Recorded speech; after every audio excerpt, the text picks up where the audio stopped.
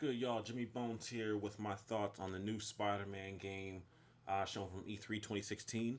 Um, this was definitely my most surprising entire, I guess, announcement of E3. The fact that this new Spider-Man game is being developed by Insomniac Games, as well as it looks really, really good.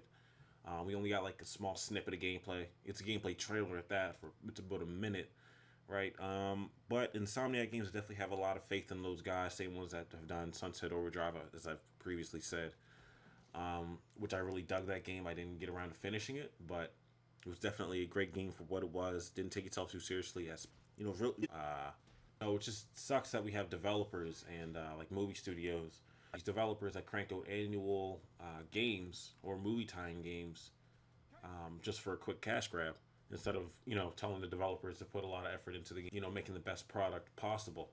We've seen it with the last Fantastic Four movie for example, where Fox Studios just took the license and Fox, they have to put out a Fantastic Four movie every, I think it's 5 years to keep that license, which sucks for people that like Fantastic Four. People that grew up on Fantastic Four have to see a movie that isn't up to par, of course, because the director, or I guess the rest of the team, hasn't put the amount of effort in that is necessary to put the best possible Fantastic Four movie out.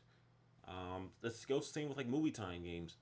Activision just cranks out Spider-Man games to tie along with the movies, just for that quick cash grab, and they don't take that game serious at all.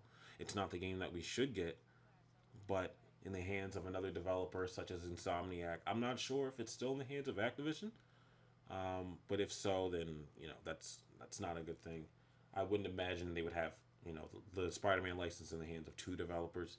Hopefully, it's solely in the hands of Insomniac, which I'm more than happy with. And what we've seen, definitely looks promising, and definitely for it. Most likely would be a day one purchase because I'm a fan of Spider-Man. I liked the later movies with Andrew Garfield. I also liked the Spider-Man that they did with the Avengers in Civil War. That was pretty great. And that's another thing too. Like I wouldn't mind seeing a license be put in the hands of another developer that doesn't take themselves too seriously. Rocksteady didn't, or they did take the Batman series very, very seriously. But I wouldn't mind seeing a Spider-Man take a more serious tone. I'm not saying I mind the lightheartedness of most of the games that we've gotten, almost all of them.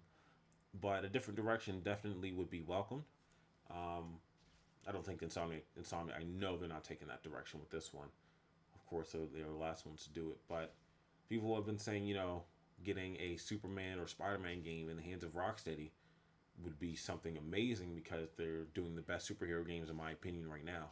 And that's a lot of people's opinions, aside from Arkham Knight. And really just the launch of Arkham Knight. The story wasn't really up to par compared to Arkham City. But we've seen what other developers can do with a license. For example, like the Batman Arkham Origins that Warner Brothers did. It wasn't as good as the last three, as good as the other three, and that really goes to show that it's the developer most of the time and not the product. So that should be Bones here with my thoughts on that. Comment, like, share, subscribe, and